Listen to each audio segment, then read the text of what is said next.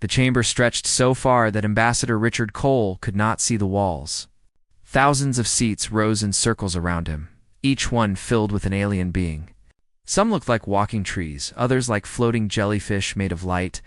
There were creatures covered in scales, creatures that seemed made of pure crystal, and some that hurt to look at because their shapes did not make sense to human eyes. Richard stood on a platform in the center of it all. He was alone, the only human in a room filled with beings from across the galaxy. Above him, massive screens showed his face enlarged so everyone could see him clearly. Behind those screens, stars glowed through transparent walls. This station orbited no planet. It simply floated in deep space. A monument to the power of the Galactic Council. A voice boomed through the chamber. Translated into perfect English by technology Richard barely understood. The speaker was something that looked like living electricity contained in a geometric shape. It pulsed with different colors as it spoke. Human Representative Richard Cole of the planet Earth. You stand accused before the Galactic Council of the most serious crime known to civilized species. The deliberate extinction of an entire civilization. 13 billion sentient beings of the Vexor species are dead because of your world's actions. How do you answer this charge? Richard's heart pounded, but he kept his voice steady. I answer that Earth acted in defense of our children. Council Prime, we did what any species would do when their young are stolen and harmed. Da, da, da, da. The chamber erupted in noise. Hundreds of aliens spoke at once, their words blending into chaos through the translation system. A massive creature that looked like a bear made of metal slammed something against its seat. The sound echoed like thunder. Defense? It roared. You collapsed a star. You turned it into a weapon and murdered billions. That is not defense, human. That is genocide. Another alien rose from its seat. This one was thin and tall, with 6 arms and skin that shifted between colors. The Vexor were a level 4 civilization. They had colonies on 17 worlds. All gone now, all dead. And you claim this was justified? The Council Prime's shape pulsed brighter, and silence fell immediately.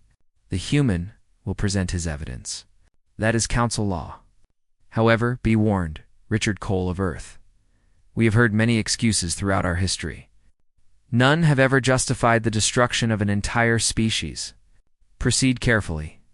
Richard pulled a small device from his pocket. Immediately, red beams of light locked onto his chest.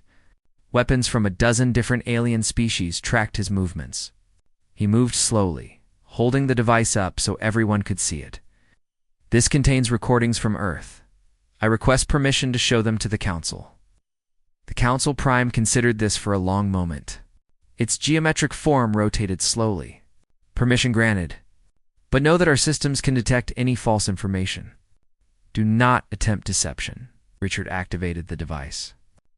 Every screen in the chamber changed. Now they showed a park on Earth. Children played on swings and slides. Parents watched from benches, smiling and talking. It was an ordinary Tuesday afternoon in a city called Buenos Aires. Then ships appeared in the sky. They came without warning. Sleek vessels with markings that Richard knew every being in this chamber would recognize. Vexor ships. The children stopped playing. Some pointed at the sky. Others started to run. Parents screamed and rushed toward their kids. Beams of blue light shot down from the ships. Where the light touched a child, that child vanished. Just gone. 11 children in 17 seconds. Then the ships disappeared, faster than any Earth's military could respond. The recording showed parents on their knees, screaming at empty air where their children had been playing moments before. The display changed. Now it showed the same scene happening in different cities. Lagos, Tokyo, London, New York, Sydney. The same pattern. Vexor ships appearing, children disappearing, parents left behind in anguish. For 18 months, Richard said, and his voice carried to every corner of that vast chamber, the Vexor took our children. 4,723 of them. We did not understand why. We tried to make contact. We sent diplomatic messages. We offered to negotiate.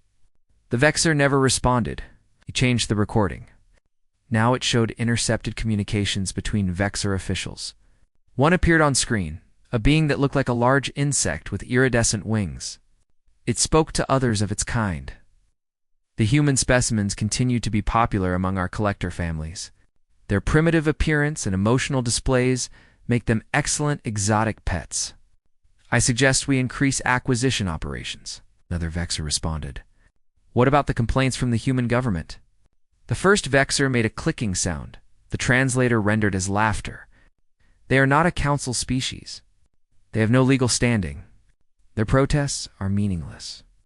Continue collections as planned. The recording continued. It showed human children in Vexor homes. Some were kept in transparent cages. Others were on display in what looked like museums. The children cried. They called for their parents. Some had visible injuries. The recordings showed Vexor families gathering to watch the children, treating them like interesting animals in a zoo. The chamber was silent now. The quality of that silence felt different than before. Richard let the recordings play for several more minutes. Then he spoke again. We tried to get our children back through proper channels. We filed complaints with every galactic authority we could contact. We offered the Vexor anything they wanted: technology, resources, access to Earth's rare minerals. They rejected every offer. He paused and looked directly at the Council Prime. Then we came here. To this council, we filed a formal complaint. We provided evidence that the Vexor were abducting our children and treating them as property. We asked for your help. And what was our response? The Council Prime asked quietly. We were told that Earth is not a council member species, that we had no official standing, that the Vexor's internal collection practices were not subject to council jurisdiction, that our complaint would be reviewed by a subcommittee in 20 to 30 years. Richard's hands clenched into fists at his sides. We did not have 30 years. We had children being held across the Vexor Empire, being hurt, being treated as objects. So Earth made a choice. If the galaxy would not help us, we would help ourselves. The displays changed again.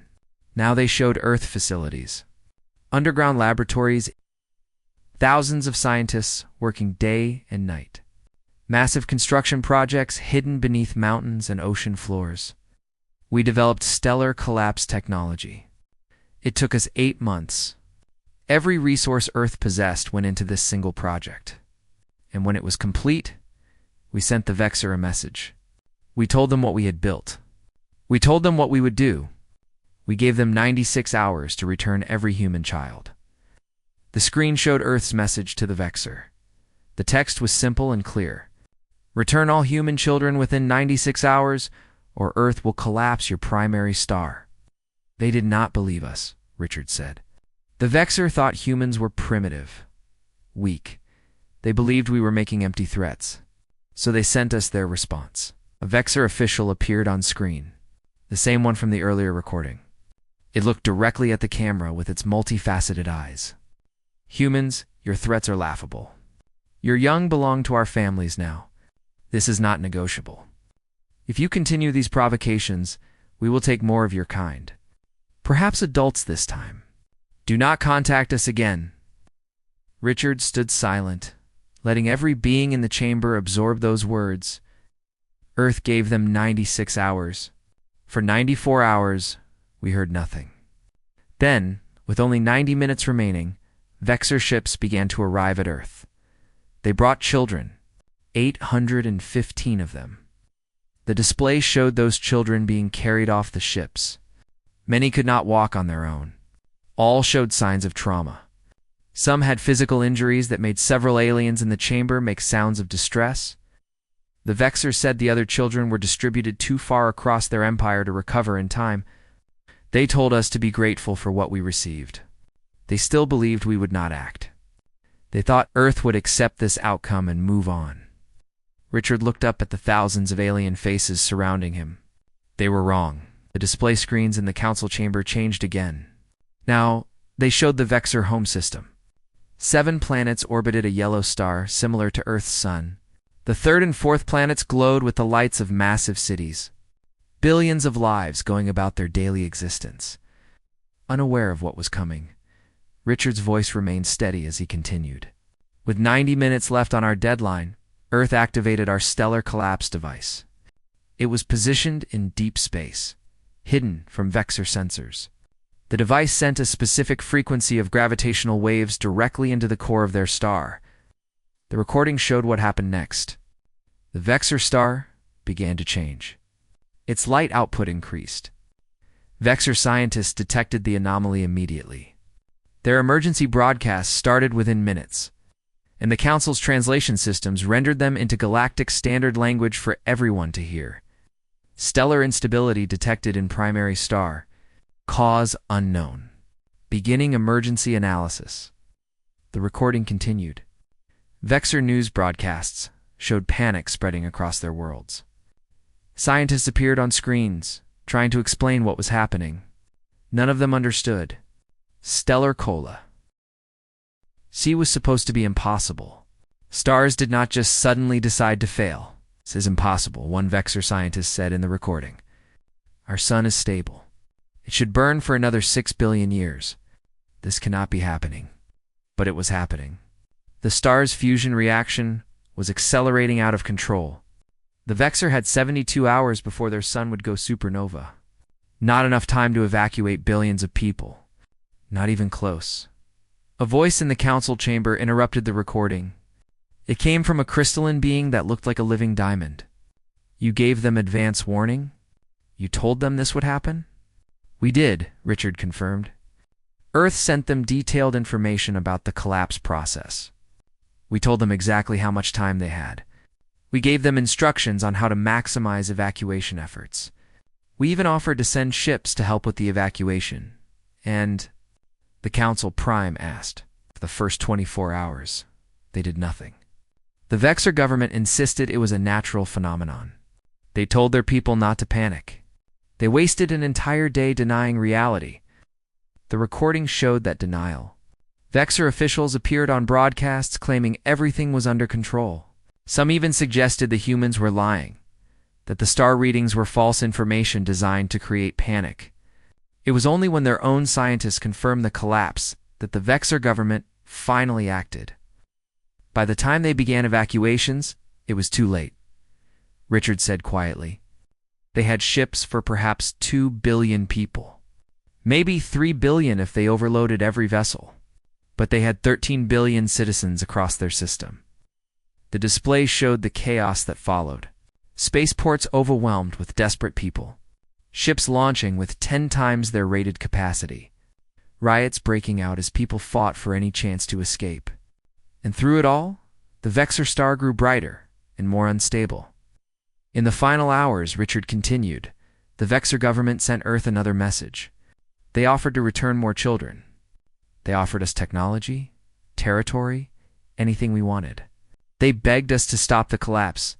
Could you have stopped it? Asked the metal bear creature. No. Once initiated, the stellar collapse process is irreversible. We told them that. We had told them that in our original warning. They chose not to believe us. Recording showed the end. The vector star collapsed into itself, then exploded outward in a supernova that consumed everything in the system. Planets, stations, ships trying to flee, all of it gone in a wave of destruction that would remain visible from other star systems for thousands of years. When the recording ended, Chamber was absolutely silent. The Council Prime spoke first. You murdered billions for the sake of thousands. How is this justice? It is not justice, Richard answered. It is consequence. The vector took our children. We warned them what would happen. We gave them time to return every single child. They chose to gamble that we were bluffing. They chose wrong. A new voice entered the discussion. It came from something that looked like a floating sphere of water with lights inside it. But surely, human, you understand that your response was disproportionate. Yes, the vector committed crimes. But to destroy their entire civilization?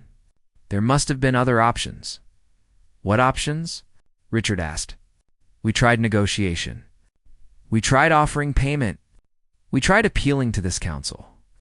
Every civilized option failed. The vector continued to hold our children as property. They continued to harm them.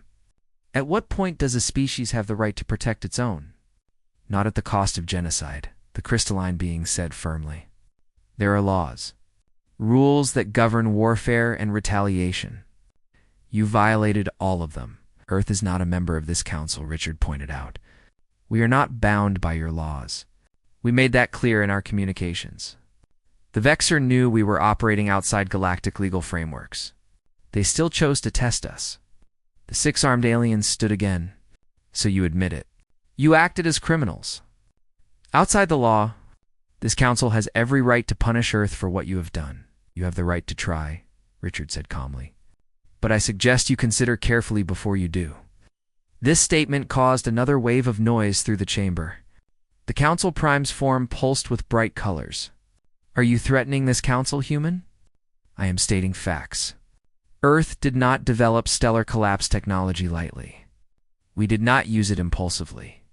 We spent months preparing, months planning, and we did not build just one device. The chamber fell silent again. Every alien, I focused on Richard. How many? The Council Prime asked. Richard pulled out another device, this one larger than the first. He activated it, and new images appeared on all the screens. Star maps. Dozens of them. Each showed a different star system. And each had a small marker indicating something hidden in deep space near the primary star. Earth has positioned devices in 57 star systems throughout this region of the galaxy. The systems were chosen carefully. Each one belongs to a council member species. Each one hosts a significant portion of that species' population. The noise that erupted from the chamber was deafening. Dozens of aliens were on their feet, shouting. Weapon systems activated throughout the station. The red targeting beams that had briefly left Richard now returned, painting him from hundreds of directions. The metal bear creature's voice boomed above the chaos. You dare threaten the entire council? You position weapons at our homeworlds and expect us to accept this? I expect you to understand the position Earth is now in, Richard replied, somehow keeping his voice level despite the weapons aimed at him. We have proven we can destroy star systems. We have proven we will use that capability when necessary. And we have ensured that any attack on Earth will result in consequences across the galaxy. Council Prime's form blazed with light. This is madness. You would hold the entire galaxy hostage. The Vexer held our children hostage, Richard said. The galaxy did nothing. You did nothing. You have laws and councils and procedures, but they mean nothing when powerful species decide to ignore them. So, Earth created a new law, a simple one. Leave humanity alone, and your stars remain safe. Harm us, and face extinction. A small alien near the back of the chamber spoke up. Its voice was quiet, but carried through the translation system. This is not how civilized species behave. This is not how the galaxy works. Richard turned to face the speaker. Then perhaps the galaxy needs to change. Because from Earth's perspective, civilization failed us. Your laws failed to protect our children. Your council failed to provide justice. So we made our own justice. And we ensured it could never fail us again. The Council Prime dimmed its light, cycling through different colors. You understand that this council cannot allow your actions to stand unpunished. If we permit Earth to act with impunity, it signals that any species can take extreme measures when dissatisfied with council decisions. Perhaps that is exactly what the galaxy needs, Richard said. Perhaps if species feared real consequences for their actions, they would think more carefully before committing atrocities. The Vexer took our children because they believed there would be no meaningful punishment.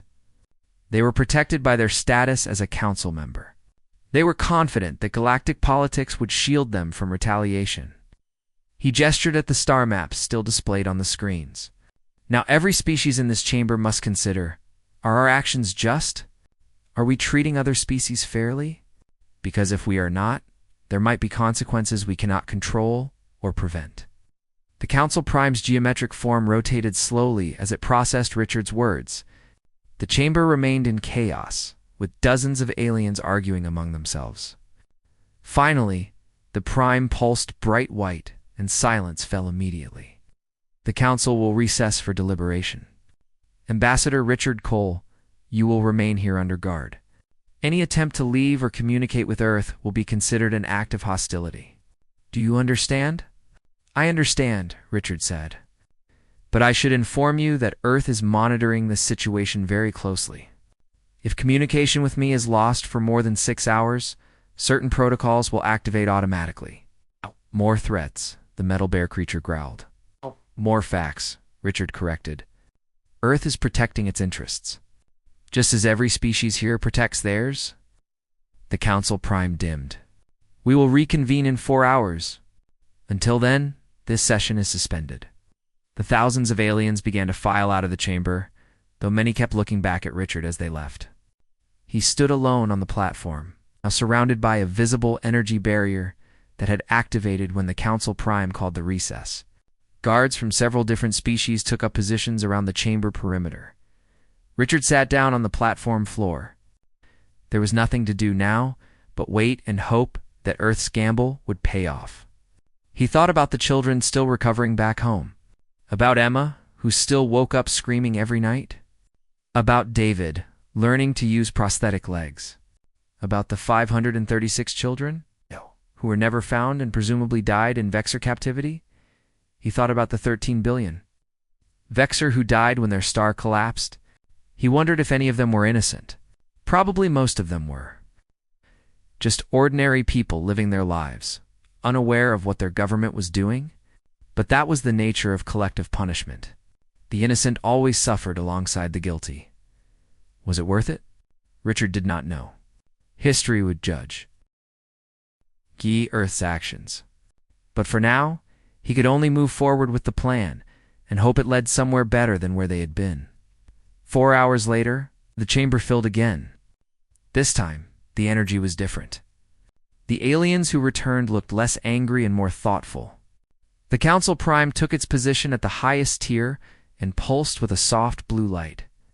The Council has deliberated. We have considered Earth's actions, your evidence, your current position regarding the stellar devices positioned throughout the galaxy. We have reached several conclusions. Richard stood up, facing the Council Prime. First, we acknowledge that the Vexor committed serious crimes against humanity. The abduction and mistreatment of sentient children is absolutely forbidden under Council law. Had Earth been a member species, we would have been obligated to act on your behalf. However, as you correctly stated, Earth was not a member and thus had no standing to request Council intervention. The Prime paused. Second, we acknowledge that Earth's petition for Council membership was denied 17 years ago and has remained in committee review ever since. This was an oversight. A new species requesting membership should receive a decision within 5 years, not be left in bureaucratic limbo. Another pause. Several aliens shifted in their seats. Third, we acknowledge that the Vexor's treatment of your children was not an isolated incident. Similar complaints have been filed against other species over the centuries.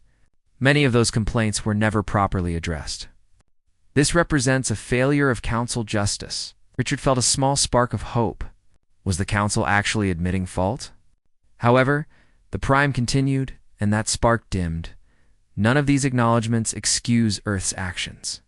The deliberate extinction of an entire civilization cannot be justified, regardless of provocation. The positioning of stellar collapse devices throughout Council space represents a threat to galactic stability that cannot be tolerated. What is the Council's decision? Richard asked. The Prime pulsed through several colors. That is the question we have been debating. The Council is divided.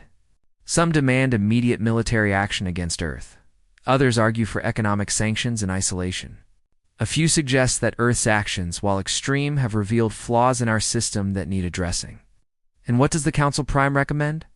Asked the crystalline being. I recommend we find a third path, the Prime said. One that acknowledges both the legitimacy of Earth's grievances and the illegitimacy of their response. The floating water sphere spoke up. What does that mean in practice? It means Earth joins the Council. Today, immediately. Full membership with all rights and protections. The chamber erupted again. Half the aliens seemed outraged by this suggestion.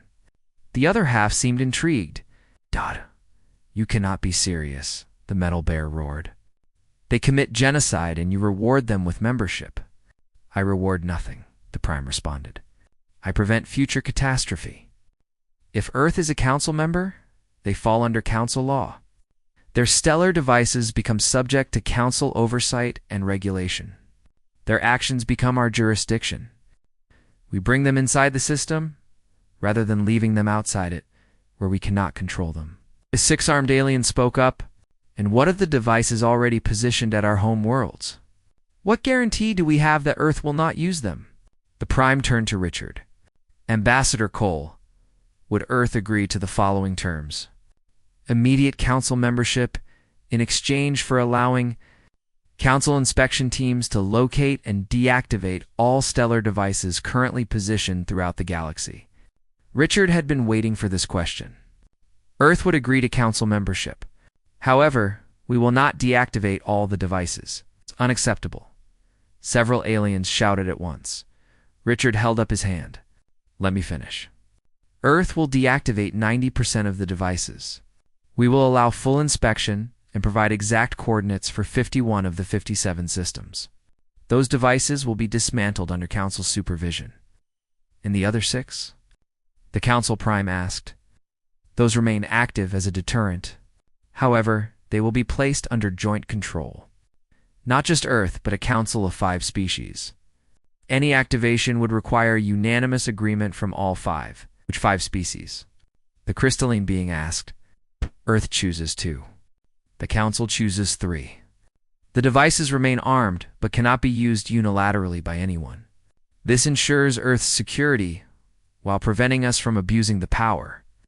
The chamber filled with discussion as aliens debated this proposal among themselves. Richard waited, his heart pounding. This was the critical moment. Everything depended on whether the Council would accept a compromise. After 20 minutes, the Council Prime called for silence. Ambassador Cole, your proposal has merit. However, the Council has a counterproposal. Earth joins the Council today. 51 devices are deactivated under supervision. But the final 6 devices are not placed under joint control of 5 species. Instead, they are controlled by 7 species, including Earth, and the activation requirement is not unanimous agreement, but a supermajority of 5 out of 7 votes. Richard considered this. It actually gave Earth less control, since they would be only 1 vote out of 7 instead of 2 out of 5. But it also made activation more likely if genuine need arose, since it only required 5 votes instead of unanimous agreement. Who chooses the other 6 species? Richard asked. Earth nominates 3. The Council selects 3. This ensures balance. Richard thought about the children back on Earth, about the promise he made to them that humanity would never be powerless again. This deal preserves that promise while also integrating Earth into the larger galactic community. Earth accepts, he said. The formal ceremony took 2 more hours.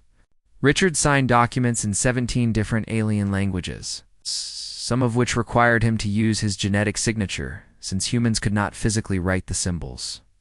Other council members witnessed each signature. The whole process was recorded for the Galactic Archives.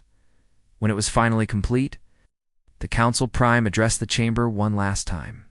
Let it be recorded that on this date, Earth becomes the 847th member species of the Galactic Council. Ambassador Richard Cole is hereby recognized as Earth's primary representative with full voting rights in council matters. Many aliens still looked angry, but the deal was done. Earth was now officially part of the galactic community. With all the protections and responsibilities that came with membership, the Prime continued. In 6 standard days, the Stellar Oversight Committee will convene to begin the process of locating and deactivating 51 stellar devices. Earth will provide all necessary coordinates and access codes. 3 council member species will be selected to join Earth in controlling the remaining 6 devices. Those selections will be made within 10 days. Richard nodded his agreement. Furthermore, the Prime said, Earth's evidence regarding the Vexor abductions has been entered into the official record. While we cannot punish the Vexor, as they no longer exist, we can learn from this incident. I am ordering a comprehensive review of all pending complaints related to abductions, legal trafficking, and exploitation of sentient beings. This review will be completed within 1 galactic standard year, and appropriate actions will be taken. This was more than Richard had hoped for. Not only was Earth safe, but the incident might actually lead to reforms that protected other species from similar situations. The Prime addressed the full chamber. Let the Vexer extinction serve as a warning to all council members. The laws we create must actually provide justice, or species will seek justice through other means. Earth's actions were extreme, but they were born from our own failure to address legitimate grievances. We cannot allow such failures to continue. The session was finally dismissed. As aliens filed out of the chamber, several approached Richard. The first was the small alien who had spoken during the earlier session. Up close, Richard could see it had fur-like covering and large eyes that somehow conveyed kindness, despite being completely inhuman. Ambassador Cole, it said softly. I am Trill, representative of the Mindo people. We are a small species, not powerful. I wanted to tell you that many smaller species have watched your situation with great interest. The Council does not always hear our voices, but they heard yours. Thank you for that. Or aliens approached with similar messages. Not all were supportive. Some told Richard directly that they considered Earth's actions evil and would work to limit human influence in council affairs.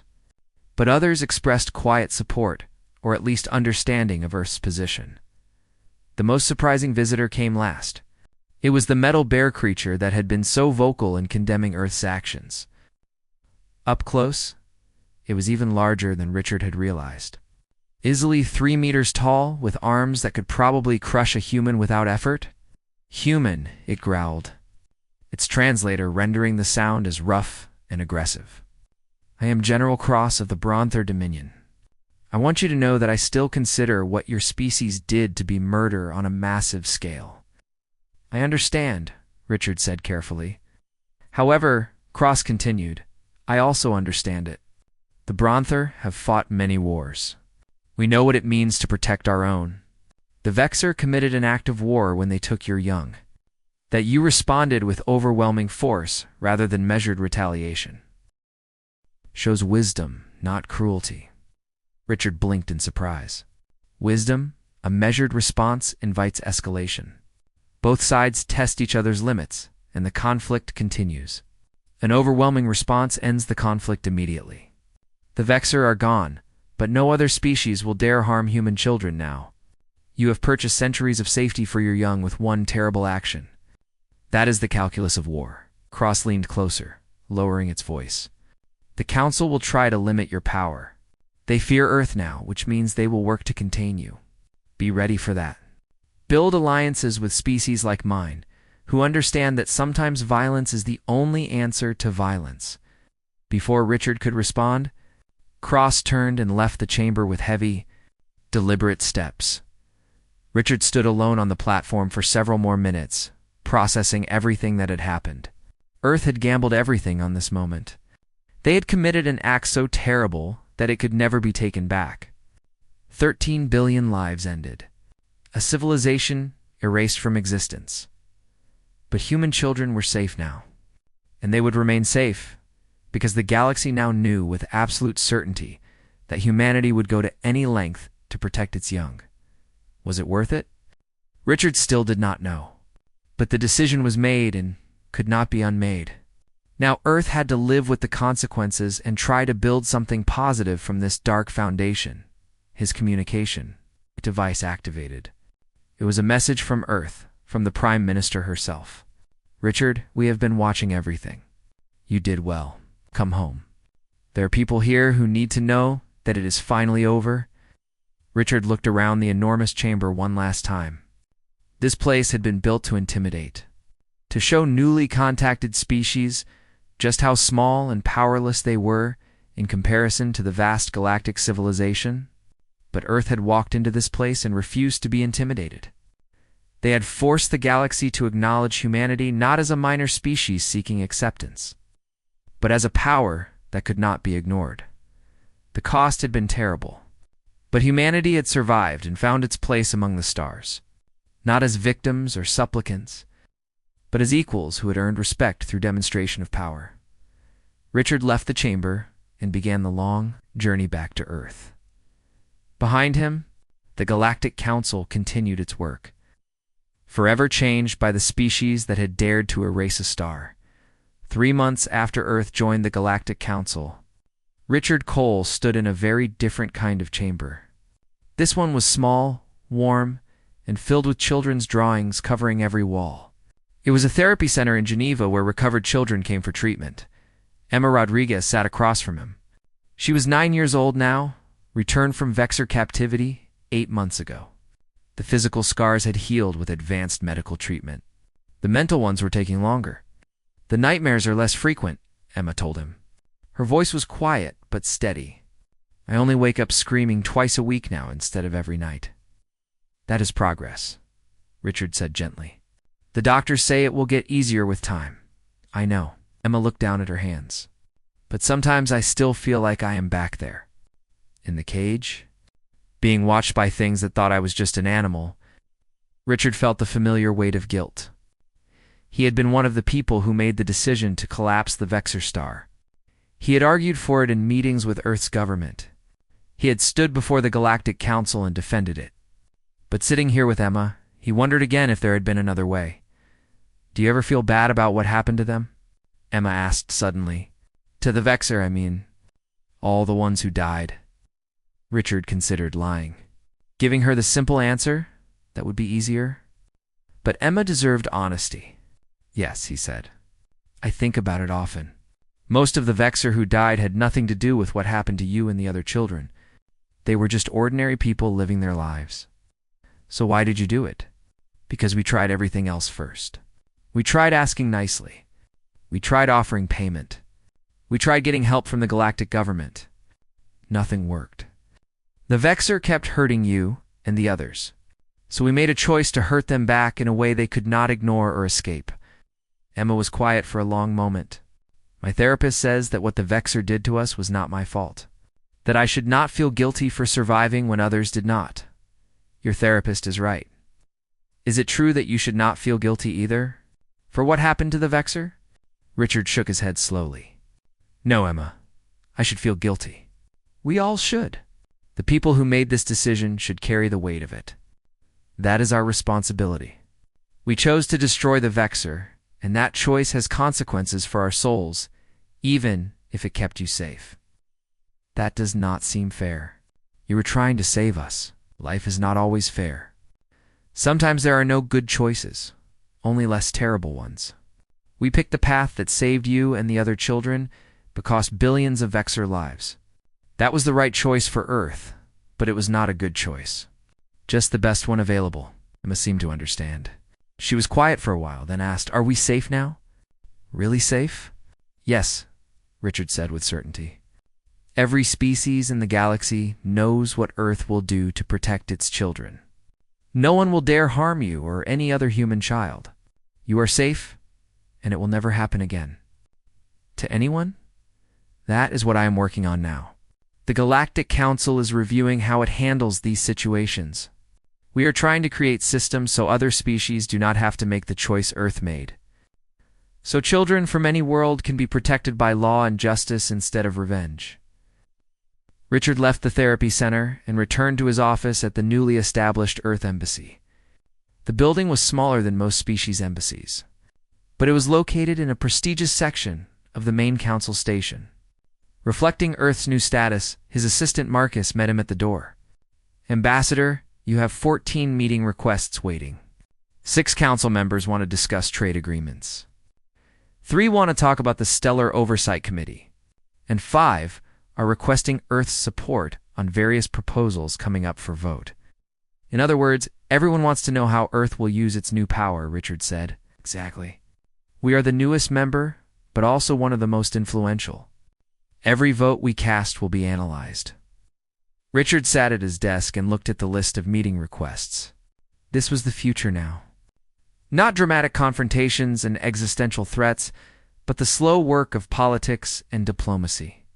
Building relationships. Forming alliances. Trying to make the galaxy slightly better while navigating endless complex interests. Over the next 2 weeks, Richard attended 17 meetings with representatives from other species. Some wanted Earth's help with their own disputes. Others wanted to limit Earth's influence and were gathering opposition coalitions. A few simply wanted to understand humanity better, approaching with genuine curiosity rather than political calculation. The most important meeting came with the three species the Council had selected to join Earth in controlling the 6 remaining stellar devices. They gathered in a secure room deep within the station, where their conversation could not be monitored. One representative was from the Branther Dominion, General Kraus himself. Another was Trill of the Mindo people. The third was a being Richard had not met before, something that looked like smoke contained in a vaguely humanoid shape, called Whisper.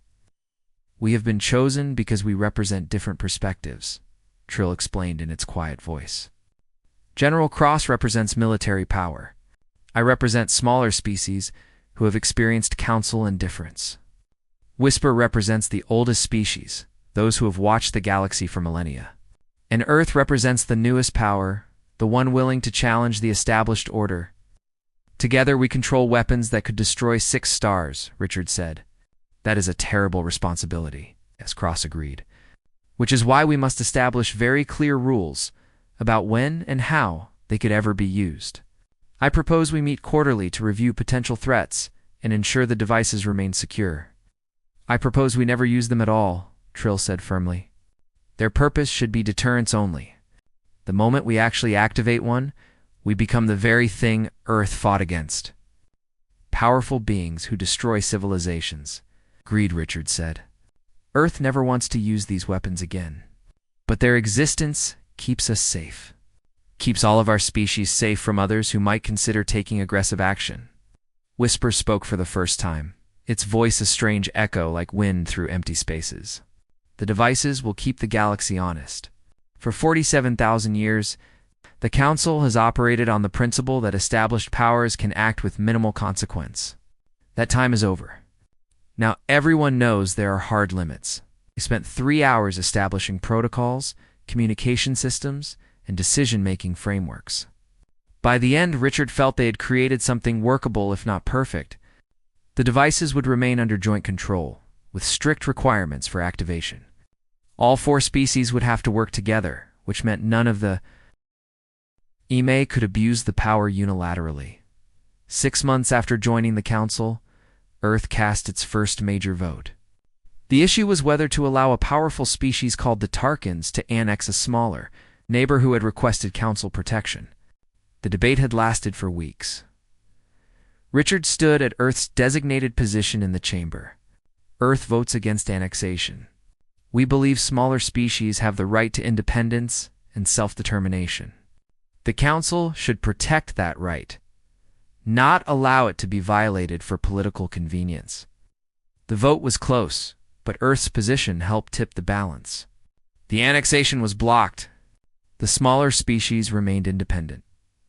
After the vote, dozens of other small species representatives approached Richard. "Thank you," they said, in many different languages and forms. "You understand what it means to be small and threatened. You have not forgotten that feeling, even though Earth is powerful now."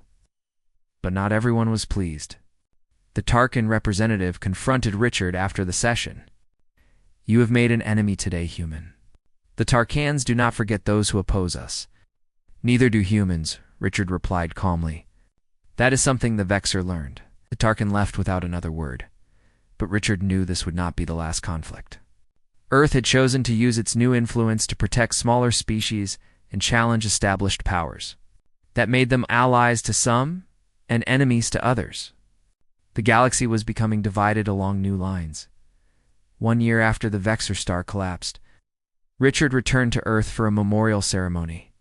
It was held at a park in Buenos Aires, the same park where the first children had been taken. A monument had been erected there, listing the names of all 4,723 children who were abducted. The recovered children who were well enough to attend stood together as the Prime Minister spoke. "Today we remember what was taken from us and what we sacrificed to get it back. We remember the children who did not return. We remember the Vexer civilization that died because of choices their government made. We remember that violence, even in defense of the innocent, leaves scars that never fully heal. Emma Rodriguez stepped forward to place flowers at the monument base. She had been chosen to represent all the survivors. Her hands shook slightly, but she completed the task and stood tall.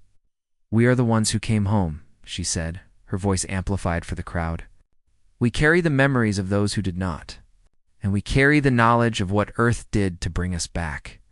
That is a heavy burden, but we accept it because we understand now that we were not abandoned, that humanity valued us enough to shake the entire galaxy." Richard watched from the crowd, tears running down his face. Emma had come so far. All the children had. They would carry scars forever, but they were healing. They were surviving. That had to be enough. After the ceremony, Richard walked alone through the park. He thought about the path that had led from this playground to the Galactic Council chamber, about the choices made and the prices paid, about the 13 billion Vexer who died and the 4,000 human children who lived. His communicator buzzed. It was Marcus. "Ambassador, you are needed back at the embassy. There is a situation developing. Another species has filed a complaint similar to Earth's. They're asking for our support." And so it continued. The galaxy kept turning, and Earth kept working to make it slightly better. They had bought their place at the table with the blood of their enemies. Now they had to prove they deserved to stay there by using their power wisely. Richard looked up at the sky, where stars were beginning to appear as the sun set. Somewhere out there, 6 devices waited in the darkness. Insurance against a galaxy that had proven it could not always be trusted. A promise that Earth would never again be powerless to protect its own. The cost had been terrible, but the alternative had been worse. And now humanity had to live with both the power they had claimed and the guilt of. How they claimed it, that was the burden of survival. That was the price of safety. And that was the future Earth had chosen. Triclod can make mistakes. Please double-check responses.